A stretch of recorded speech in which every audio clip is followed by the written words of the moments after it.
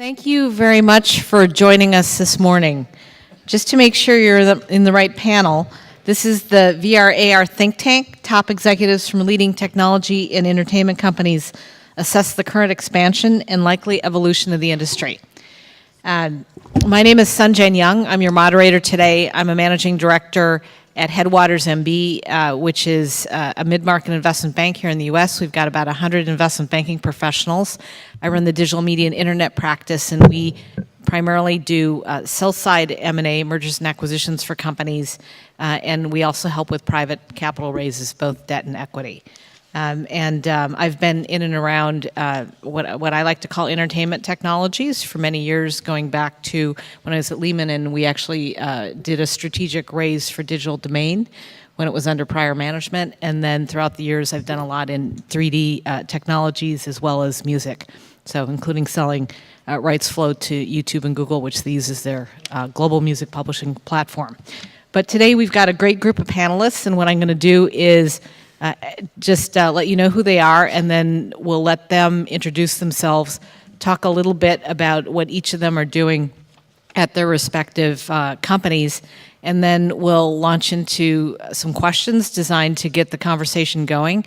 But we like to keep it interactive, and if you feel the burning need to ask a question along the way, just raise your hand, and then we'll also leave time at the end. So with that, seated to my left, I have Frederick Frizzle, who's COO and executive producer of Here Be Dragons. And next to Frederick is Nico Charles with VR Rebel, and also associated with USA Today on the emerging technology side. Scott Barber is vice president of production technology for Sony Pictures Entertainment. And Andrew McGovern is with Digital Domain as vice president of virtual reality and augmented reality productions. Chilla Anderson is head of content relations for Nokia, and Andrew Shulkind is a cinematographer and co-founder of Headcase VR. So, Frederick, why don't we just start with you, and you can tell us a little bit about what Here Be Dragons does. Sure. Thank you very much. Hi. Frederick Frizzell, operating officer and executive producer for Here Be Dragons. Here Be Dragons is an experience studio. We're a creatively driven company. We produce content for agencies and brands and also studios. We were founded in 2013. And at the time, there weren't many tools that existed for VR, so we found ourselves that we had to innovate and create these type of tools alongside marrying these technologies and tools together with our creatives. Today, we've produced over 50 virtual reality experiences. We also do augmented reality and some mixed reality experiences. My job is, apart from growing the company, is to I usually tell this to my family that part of my job is to hack the human vestibular system to make you believe that you are in a different time and place. And we have a long way to go, but it's a very exciting job to be having. Nico? Does that mean you propagate viruses if you hack the system? Senses to make you believe in difference. Yeah. Hello, everybody. My name is Nico Charles, and I am formerly of USA Today, where I was running their VR and MR division, which was basically a division dedicated to looking at new technologies and seeing how they could be applied to storytelling, to make storytelling more immersive, experiential, or just more efficient. Hi, I'm Scott Barber, Sony Pictures. My job is focused on physical production from Crackle to Columbia. Any emerging technologies across all Sony entities worldwide, and integration of those in interactive live action entertainment. And Scott's also a gamer, as we found out, and hopefully we'll get to hear his perspective on trying to bridge the gap between gaming, movies, and virtual reality.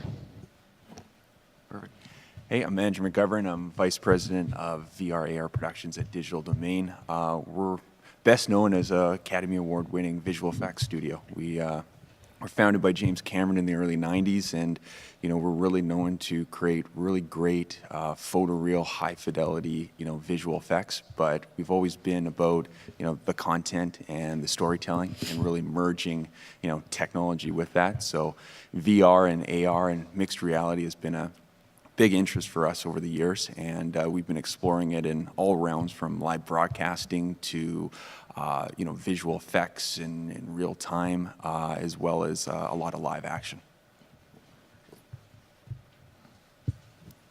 So my name is Chilla Cosmo-Anderson, and I lead the content team for Nokia Ozo, which is a virtual reality department in Nokia. And we launched our VR camera, Ozo, over a year ago now, and we have created a lot of different kind of content, obviously live action content, a lot of narrative, documentaries, music videos, and also a lot of live streaming of events, music, sports, news reporting. So my team works with a lot of the creatives in the industry, a lot of the people on this panel, and some others as well, of course. Yeah, we have a lot of technologies that we released over the past year for virtual reality, not just the camera and the live streaming solution, but also a player SDK and a lot of other delivery-related technologies. So the whole end-to-end pipeline, if you like, we have technologies throughout the whole pipeline for VR and supporting Ozo and potentially other cameras in the future too. Andrew?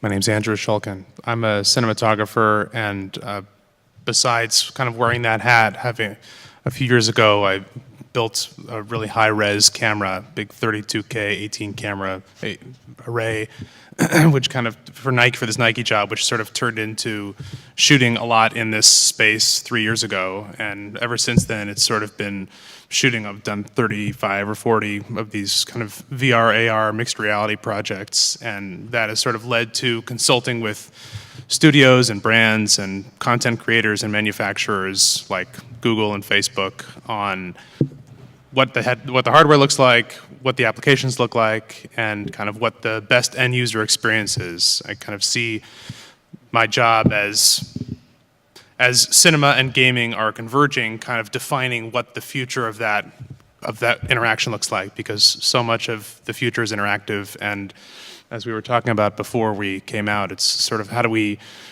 shape what that looks like, and it's sort of about the end user experience in the space. Great. Well, thank you. So just to start off the discussion, let's just do a basic setting of the discussion and find out from each of you panelists where you think the industry is today. I know it's a really broad-based question, but I think everyone agrees that this is a huge market opportunity that can impact many different industry verticals, but everyone comes from a different perspective, so it would be interesting just to get your views. Frederick? Sure. I mean, first we have to look back and see how far we've gone in the past 2 years. When we started, it was more, it was very simple, very rudimentary type of camera rigs, and from where we've gone from that day to where we are today, it's quite amazing in terms of resolution and the hardware and the technology. There's a lot of off-the-shelf type of products today, but what the most important thing here when it comes to VR is the content. I mean, no other medium has grown just from the technology alone. It's always the content that comes into play.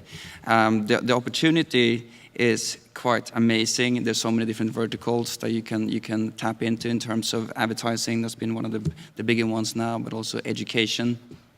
That's growing more and more. So I think we're going to see quite a lot of incredible new experiences coming out there. Nico? Where do you see the industry being today? Are we still at the very, very beginning, or are we beginning to get our foot wet? Well, I guess I would say this industry is evolving so quickly across both the technical side of things, software, hardware, tools, platforms, capabilities, but also across storytelling and creating compelling content experiences that any snapshot in time is just that.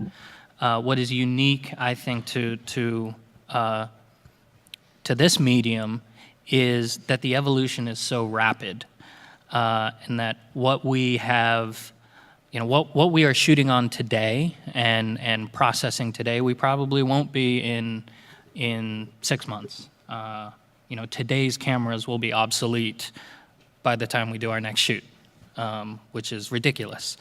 But storytelling techniques are being discovered, uncovered across the industry, and I think where we are right now, as an industry, is we're discovering little bits and pieces across the industry landscape, and all of those need to come together, and a sharing of that knowledge, and those practices that are probably not good enough to be called best practices yet, need to be shared so that the industry can move forward, and we don't all have to make all the mistakes all the time.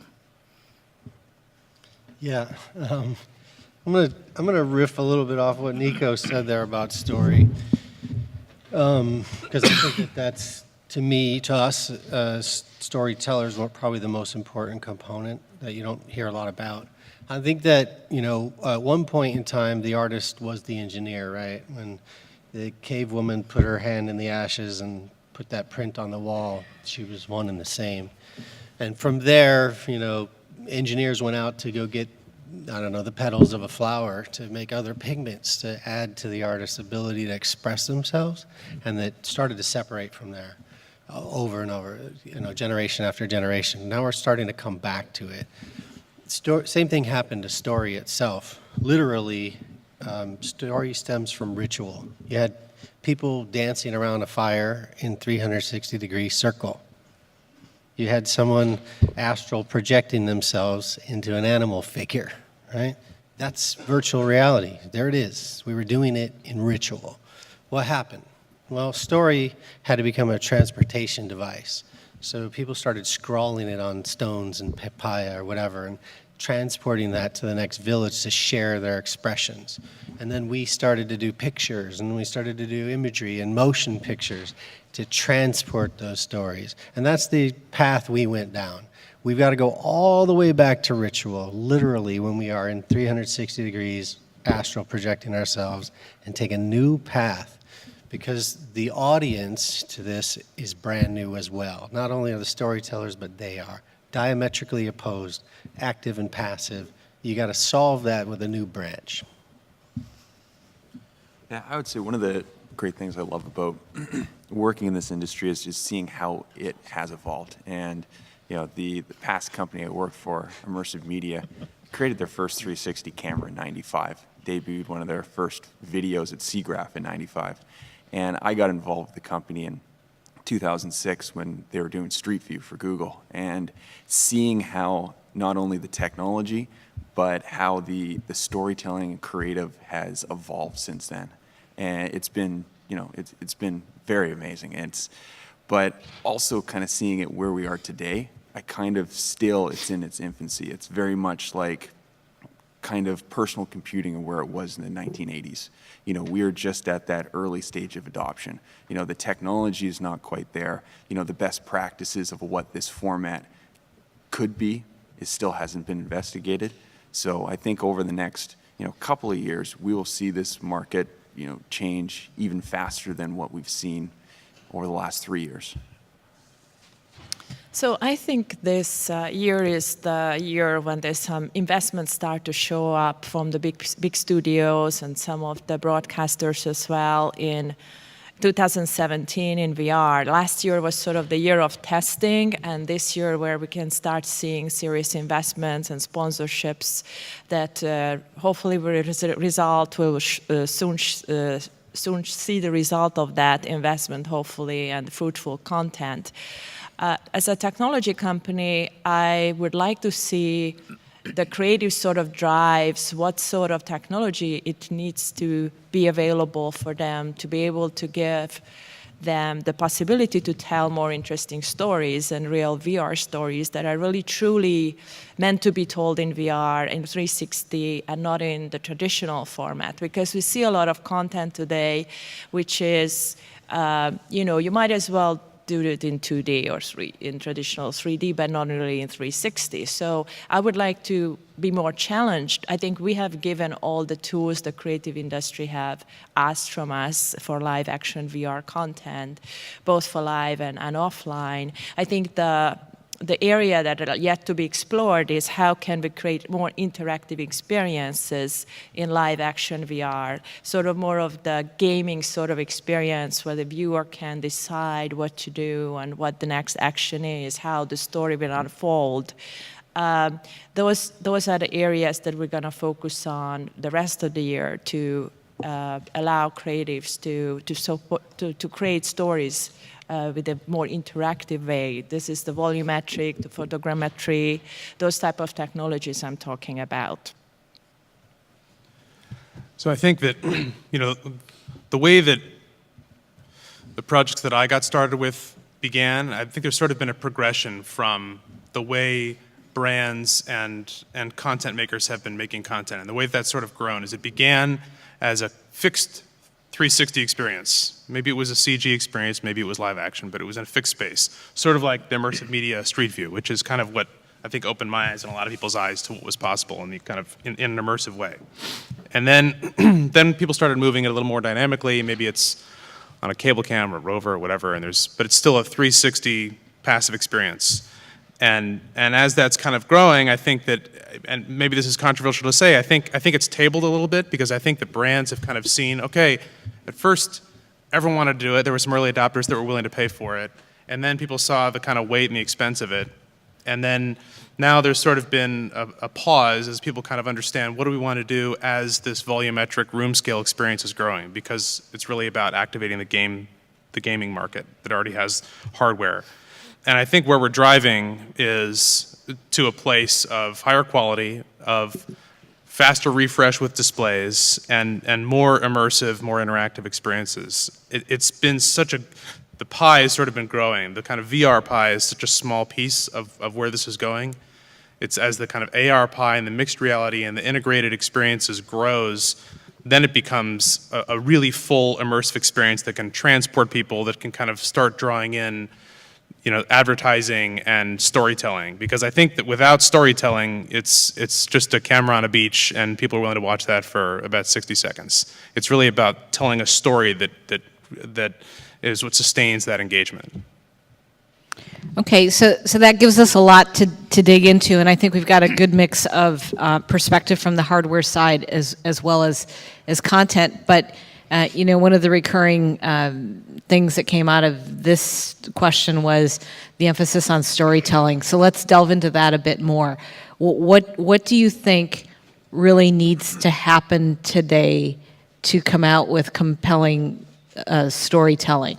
Not only in terms of, let's say, the underlying technology and tools, but also in terms of how creators like yourselves think about telling the story and then the actual output.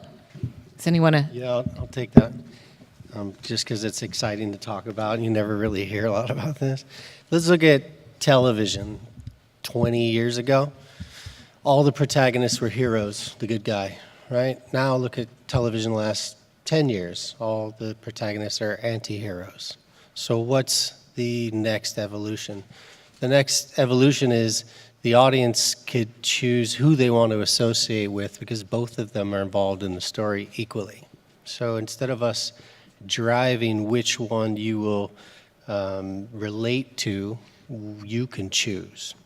And that's more of a model of a choose your own adventure than, do you eat the sandwich, turn to page 12. That's easy.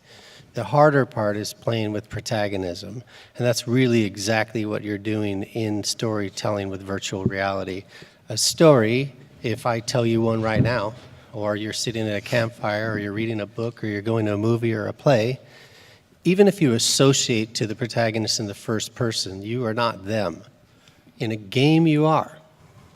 So the dividing line between telling stories and playing games in this world is really toying with protagonism. So I think the audience will have the ability to choose the association to them more than ever, and that'll be the holy grail. I got to jump on this. We're riffing off each other already. We Can I- hang out? Can I just ask, show of hands in the room, who has experienced VR on Rift 5, PSVR, Daydream, Gear, or Cardboard? That's a pretty high percentage. Okay, good. For those of you who didn't raise your hands, you can go. This isn't going to make any sense whatsoever. But for those of you who have, think about the first time or the first couple of times, particularly with the higher end experiences where you put on those devices and you experienced whatever you did, whether it was a game or the blue or tilt brush or whatever. When you experienced that for the first time, you were learning how to experience content in a new medium. And that was a learning process that maybe you had help with, maybe you didn't, but as an audience member, you are learning how to consume content in a new medium. And there's a process there. As we layer in and start using the tools of this new medium, like haptics and room scale and spatial audio and volumetric and whatever, as content creators and storytellers start using them, you as an audience don't really know how to take advantage of that because it's a much more active, as Scott was saying, active experience than it is a passive one. And whether it's through choice or being led through the experience, there's a shared responsibility from content creators and audience members to figure out how to create and experience content in this new medium. It doesn't all lie on the people who are creating the experiences. A lot of it is on the audience as well. I know that gets a little philosophical, but I think we don't think about how we learn to read and write in print. We don't think about how we learn to listen to a radio story or how we absorbed a movie in a cinema for the first time. But we certainly have to do that in this new medium. And as AR and MR begin to take the stage in new devices, led by sort of HoloLens and the new mixed reality devices that Microsoft is coming out with, that's going to permeate more and more of everyday computing and how we interact with sort of computational devices, and that'll bleed into storytelling. So I think there's an education on both sides, and nobody has figured it out, which is part of the excitement of the industry. And we're gonna sort of together, we're gonna collectively learn and make mistakes as we delve more and more into new and different storytelling forms that aren't just linear and aren't just non-linear in the way that we might think about non-linear today. I think one thing I want to add is that really it all boils down to the fact that the audience has changed for how we experience content, as opposed to being a viewer that can passively watch something. That the best experiences are where we think of the viewer or the user as someone who's making their own choices, so they can decide where they're going to look, and we have to kind of speak to that autonomy. The challenge with speaking to that autonomy is great, especially when it comes to the hardware. It comes to it becomes challenging when it comes to bandwidth. It becomes challenging when we're talking about streaming and live rendering and how we're shooting all this content for all these choose your own adventure things, and how we can make these feel seamless. Because in my view, the most immersive experiences are live action, I think that people connect to that in a visceral way. Not that people don't connect to CG, that is extraordinary and you have so much freedom.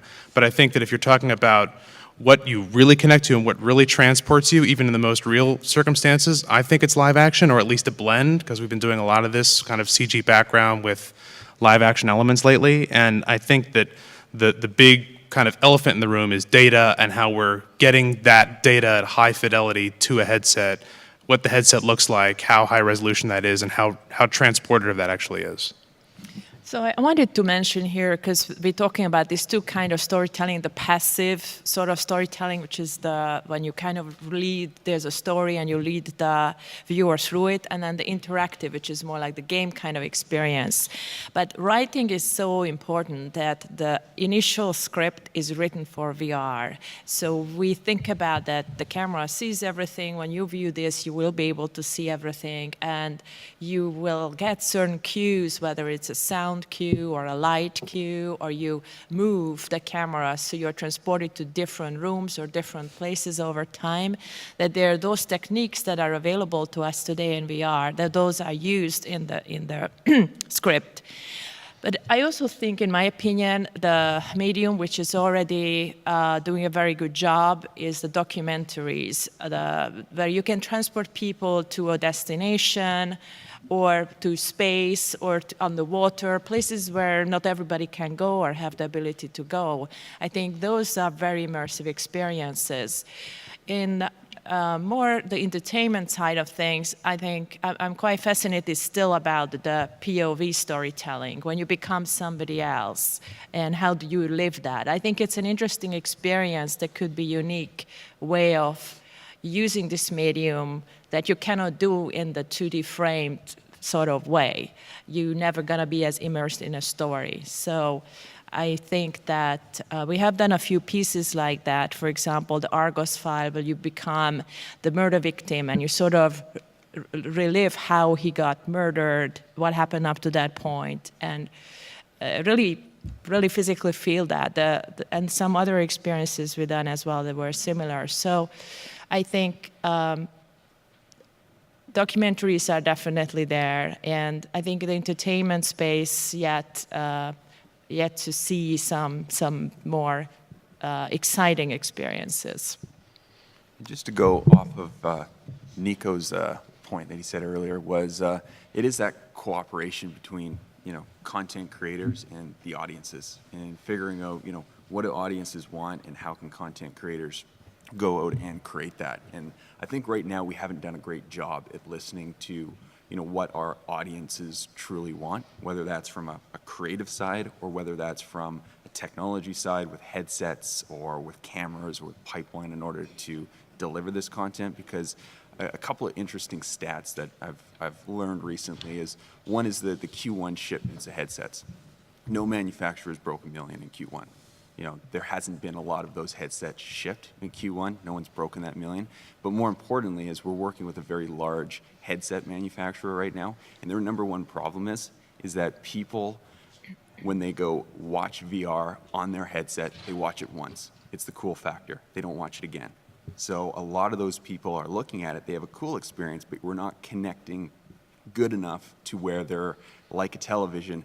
Every evening they're turning it on and they're watching it. So I think there needs to be, and it's going to be an evolution, but there needs to be, we need to connect better with those audiences to figure out what truly do they want. And maybe it's not strictly VR, and maybe it's going to evolve into an AR or mixed reality type application, because I just see from a stat side, that connection hasn't been established yet with what our audiences truly want. Okay, so you're talking about connection, and Nico is saying it's also the responsibility of the audience as well as the storyteller. And Scott said, well, it's a different audience. So I'm curious, who do you think the audience is? And that could be different from who you think the audience is going to be like in a year. Let me give you a quick little example.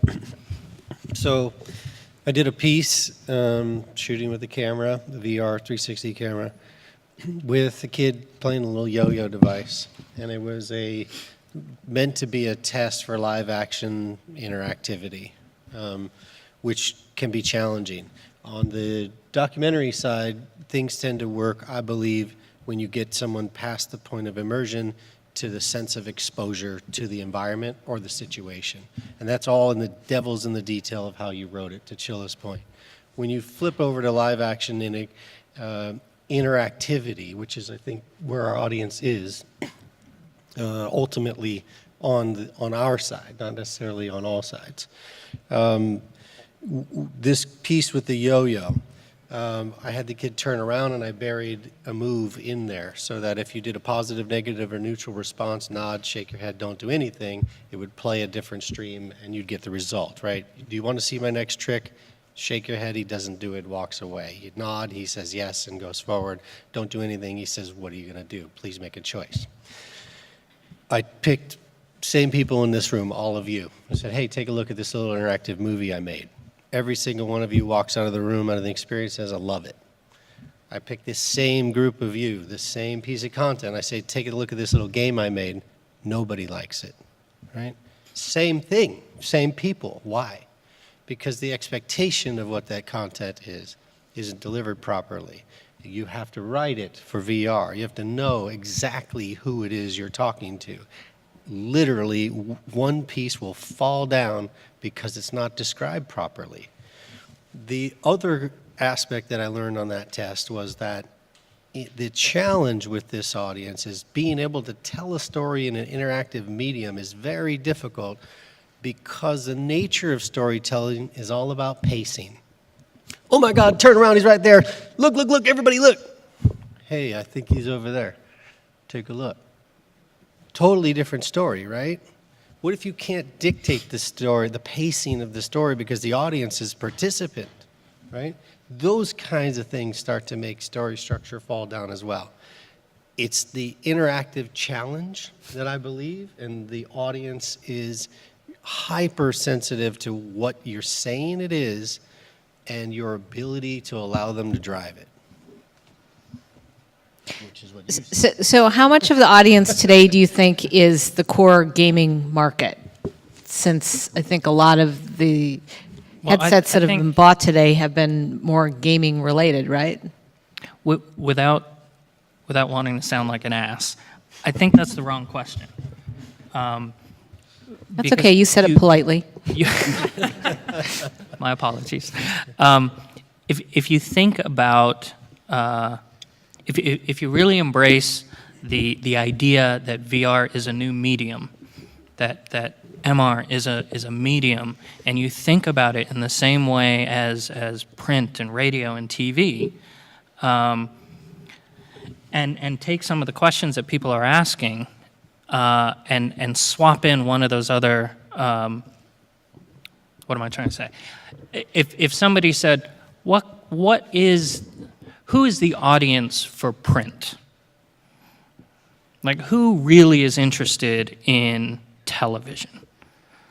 Those sound like ridiculous questions. And VR is the same way. It is a medium that is going to take its place alongside all the others. It won't replace any of them, but it will be a durable form in of its own. And that means we have to create content and experiences for all audiences, and obviously target them and whatever we know about them at any time, make data-driven decisions about what we make and what we produce. But it is bigger than I think how most people are thinking of it. One comment to Andrew, what you were saying. What does the audience want?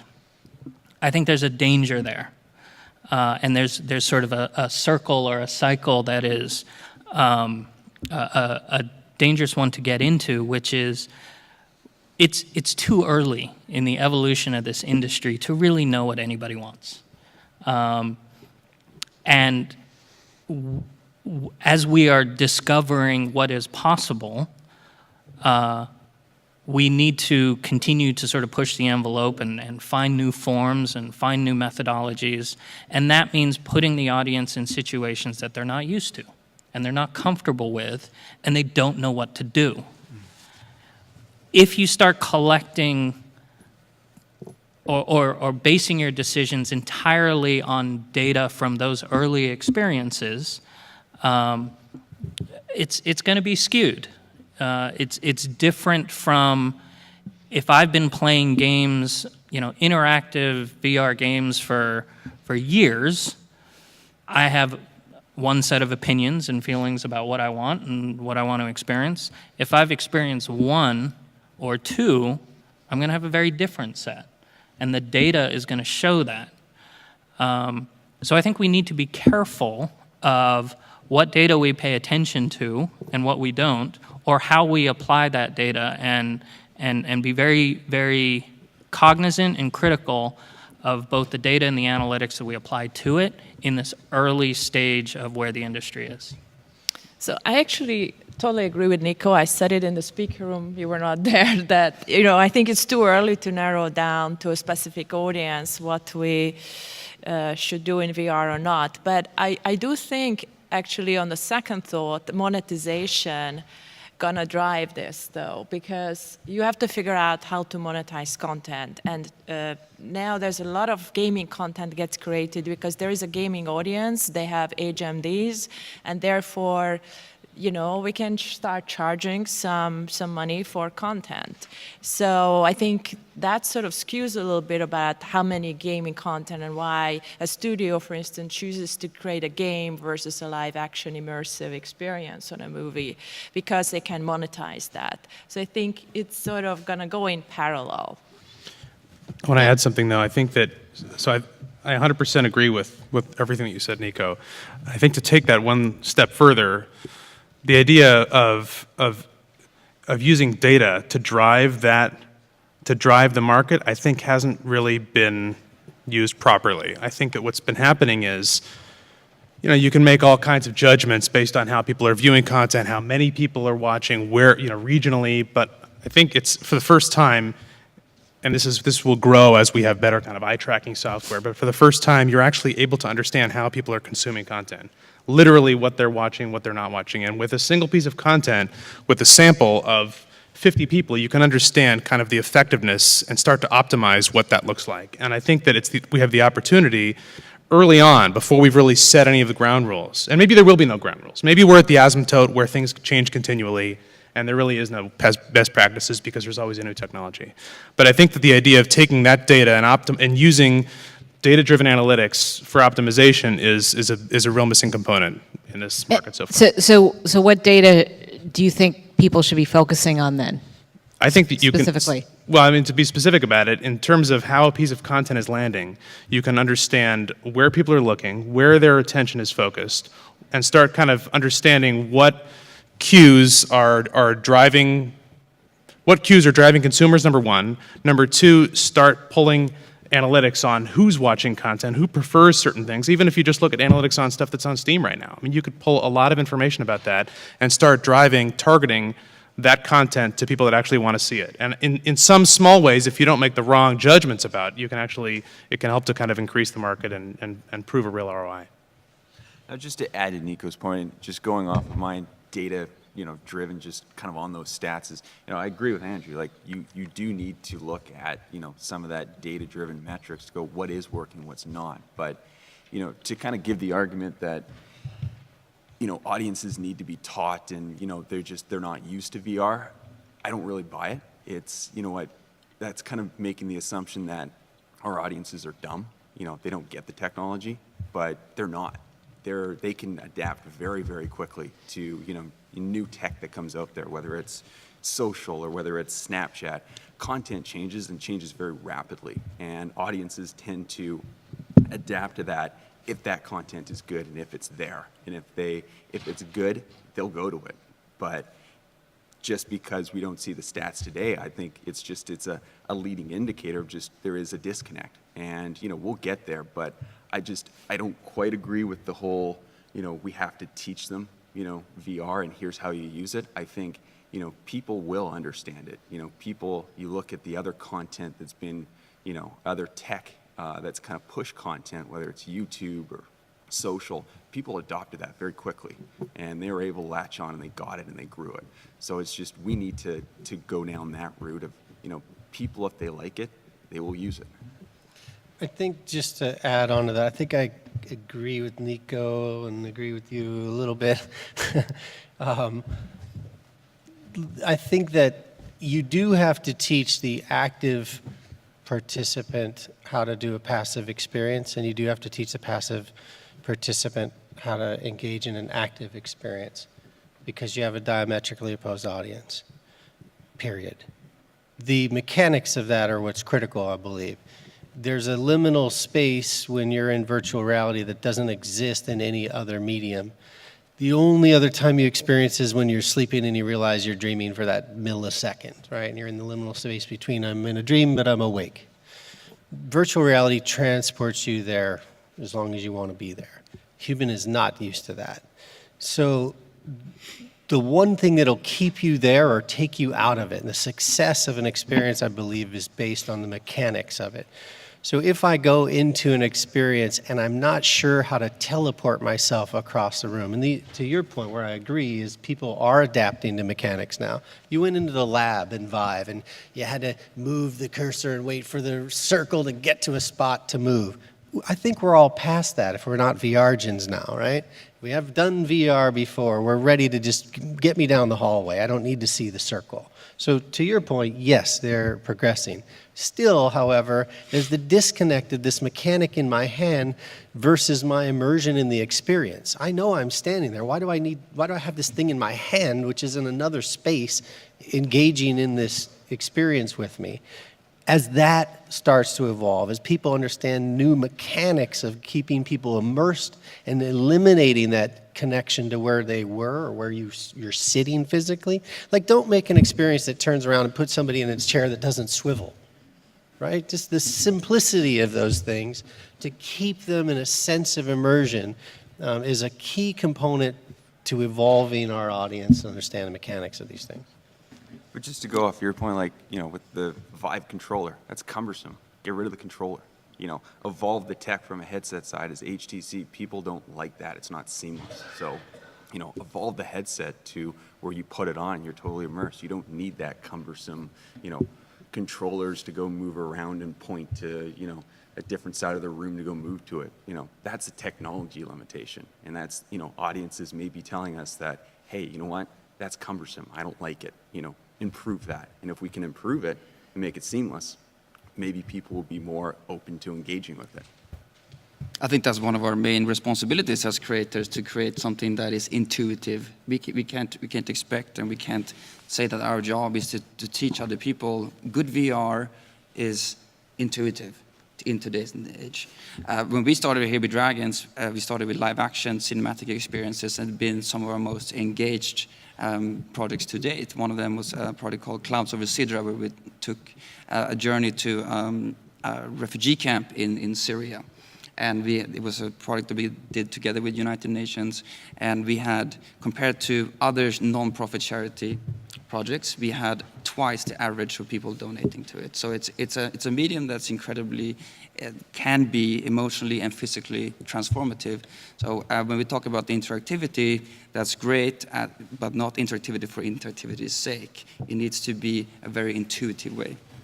So what are some of the most interesting examples of successful content in VR, AR, MR today for you that you think are worth repeat experiences? Resident Evil 7. It's Terrifying.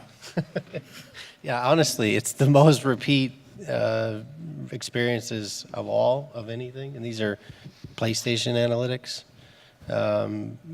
There's people immersed for hours at a time, which is extending the duration of virtual reality. I remember playing like Fruit Ninja stuff. I think I see Ted in the back there. He was hours in Fruit Ninja, as I recall. Games are what are keeping people engaged for lengths of time now, and the repeat. So it's the level of interactivity. Doesn't mean that you can't do that in narrative. It just means that it's a different beast. One thing about passive and interactive is, in my opinion, we are at we're sort of in a transitory state right now with respect to those two. I think we're in an unusual state where we have passive and interactive forms of VR content experiences.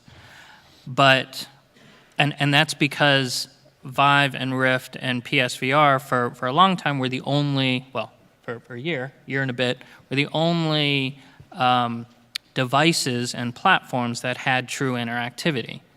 But that is starting to trickle down. Look at Daydream. Look at the controller that Samsung just released. Passive VR, I think, is going to go away. It's going to go away pretty soon, and interactive will be really the only form that we think about and the only thing that we create for.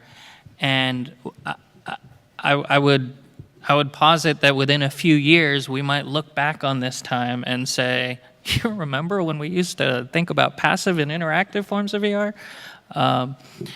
Because it will be part and parcel of everything that we do in the VR space. Yeah, and to Nico's point, real quick, it's not necessarily, correct me if I'm wrong, it's not necessarily just locomotion interactivity. You can have an experience that's cognitively interactive, right? Yes. To Chilo's point, establishing empathy and things like that. So that is interactivity as well. I think it's an important distinction to make, and I think that it's on the delivery side, on the hardware side, it's something that you can do right now. There's tools that you can put on a Vive and you can move around in a volume. You can put on you can go into those kind of experiences. I think on the content side, it's certainly coming, but I think it will grow. That'll take a little longer, and I think that part of what there's a lot of pain points and reasons why that will take longer, but I think that I suspect what will happen, my prediction is that we will begin with kind of minimal parallax experiences, and as we have, like computational photography is what's allowed us to get there, where we have cameras that you can kind of start extracting depth information. Like Nokia, the idea of having kind of a 6-DoF experience, or at least a 3-DoF experience, where you have some ability to understand the space that you're capturing, will give you the opportunity to kind of look around something, but not entirely move in a 15 by 15 foot volume. That will sort of grow. And some of them, as you said, will be interactive experiences, even though you're not moving, or will be moving experiences that are more observational, that you're not necessarily interacting with, an avatar. Yeah, I agree with what they said here. Basically, the ability, the interactivity is a scale, and how much I think is going to grow into the interactivity direction from this very passive direction when you're like a third-person viewer in VR. So I think the techniques that used in storytelling, I think moving the camera is something so essential that, still there are some cameras can't do, and there are some issues with it in post. So people tend not to use it all the time, and some people just rig the camera on a race car, and how cool is that? But I think it has to be used more in the traditional way of how people use a dolly on set and then kind of move you through a scene, and we have done, you asked what content we like and so on. We have done this kids music video with One Republic, where there is a narrow alley in Mexico City, and there's a boy and a girl who discover each other across this alley, and then we move the camera constantly on a cable cam from one place to another. It never stopped for the 4 minutes of the music. So you allow the viewer to kind of explore the space in their own space, and always differently, that you can watch it 5 times or 10 times, you will discover different things in the room, but you still move the person to the street or to the room, so you kind of guide them through that experience. I would love to see more, experiences like that. But I also wanted to mention that a lot of people mention the clouds over Cedra as one of the classic from Chris Milk and Here Be Dragons. My favorite is Waving Grace. I think that's what they really nailed it with the camera position, and I felt very immersed in it. It It was very early on in my VR career that I saw that, but I still think that's one of the best pieces from a documentary perspective. To mention another one, which was created by Dan Funk from Condition One, is the Antarctica. Going back to my point of my documentaries, he did a documentary on Antarctica. I think he did a very good job at transporting you there. I never been on Antarctica, and I felt really that I understood what's there and how it feels like being there. Yeah, Condition One did that first one that scared the crap out of me. When the bull is like right there next to you, you're watching all that, you're sitting in the field, and you're watching them all go in, and you turn around, there's just one right there. Thank you, Phil McNally, wherever you are. So we've got about 10 minutes left. Let's open it up to questions. Anyone have a question? The woman back there?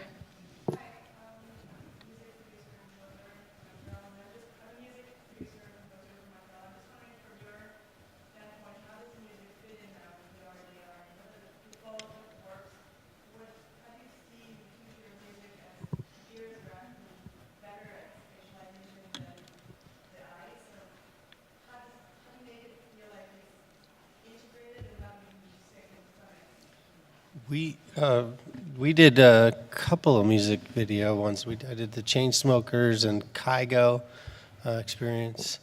I think that you're right that, look, I'm going to go back to when we were at campfires for safety, when we were evolving, but look, your ears were the primary sense by far. You can't see in the dark, and you're very afraid in the dark, so the ears are hypersensitive to what's going on around there. Eyes are secondary until today, really. Till now it's all eyes. We're in an elevator and we're just staring at devices and you drown everything else out, right? Now you're playing secondary. But now you go into this new medium of VR, suddenly the ear's the primary sense again, right? That's where music comes in with its strength. Remember when I was at Apple, we did the visualizer in iTunes, right? To mesmerize people because people kind of wanted to be sedated while they listen to their music or have some other kind of etheric experience going on. I think we've started to explore what that is, and it's a fantastic avenue. And audio itself should be paramount above anything else in the medium, at least today. Yeah, absolutely. What he said. And again, ears don't blink. You have so much opportunity as a musician, as an audio engineer, as a storyteller, leveraging spatial audio and audio cues to create atmosphere, ambience, and to experience music in ways that are only possible in incredible acoustic halls and auditoriums around the world. That I think the fact that there hasn't been more emphasis on the power of spatial audio in VR, I think people recognize that and understand that, but there just aren't that many people out there who are spatial audio storytellers. And I think that's a musician and an audio engineer and an audio expert that is probably a new form of profession that is starting to emerge. Also, we have one last thing on that. I'm sorry. We have so few tools to direct the viewer's attention, because they get to decide where they're going to look. And audio is sort of one of the simplest things, and I find as these budgets come in and as the kind of request comes in for a proposal, or as we're kind of building something, the idea of spatial audio is something that isn't taken as seriously as it should be. Question? It's worth mentioning. Go ahead. With music live experiences that we have done a lot of those live concerts like Coachella, ACL, where we do like a 6-camera shoot. So then we cut to different cameras, the director cuts to different cameras, or you could allow actually the user, that we tried as well once with 3 cameras, you allow the user to look at different camera angles, so they choose where to look and what they want to look. They want to be next to the drummer, or next to the vocalist, or next to the singer. it's all their choice. And I think in the future, when we have no limitation, we can do maybe a 20 camera shoot that you can put some around the festival with the different parties. You can do a couple backstage just before people prep and come on stage. I think all those experiences people never seen before. So these are very good experiences with music and concerts, live concerts. The gentleman here had a question.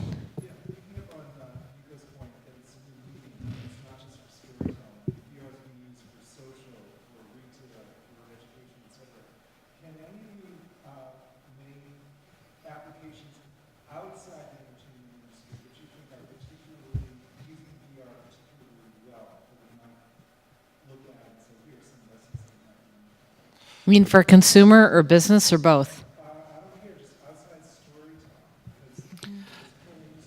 So this is kind of an obvious one, but I have to mention it because it was kind of amazing. I was at the Microsoft Build conference a few weeks ago, and there was an organization that had taken the I'm guessing MRI scans or maybe it was a combination of MRI and CAT scans of an individual.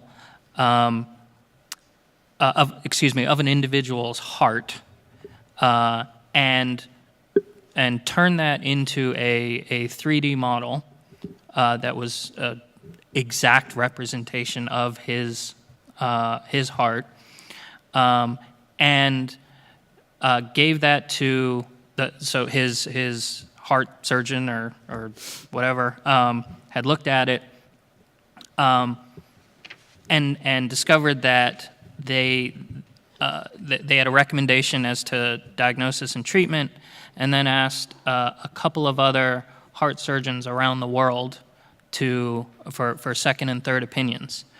That was all done in the space of about a week and a half. So it was used as treatment, diagnosis and treatment for an individual heart patient. And the diagnosis was accepted, and he went and ended up having a surgery. The fact that there's a practical application of that, as opposed to models being created for teaching, shows how quickly the evolution is, the industry is evolving. That you can now use tools like this for your very own diagnosis, for you, which is mind-blowing. And we know there's lots of money in healthcare. What I would question? just add, on the application side, one of the things we have a division at DD. It's called our SA business. It's situational awareness. We work directly with military. One of the big things they want to do is surveillance and mission planning. They're using VR actively now, and they actually have mandates out by 2020 where, all military, vehicles will have, VR 360 cameras for, capture and dissemination of imagery. So that's another very, very big market. Yeah, and that extends into autonomously navigable devices and vehicles, and AR, and its implementation in that world is tremendous. Another area that has money. Question here? Because most film and TV has always been delivered passively, do you guys feel like millennials are kind of the key, like a combination of millennials and gamers? Just because it seems like with older generations, it's harder to get them to adjust and adapt to new forms like this. Just for instance, like social media as an example. Do you feel like the younger generation are really the key to getting this whole thing kicked off to be as consistent as you hope it to be? Yeah, so I think I touched on it a little earlier about who the protagonist used to be, the hero, and then now the anti-hero. The point of that, and now the ability to choose who you want to associate to, hits multiple quadrants, because this quadrant wants the hero and this one wants the anti-hero. So how do you hit all of them, right? It's not necessarily millennial, but it is the emerging audience, and I think that's a key component. I had a second thought, but I just lost it. It was probably I'll take One your last second. question.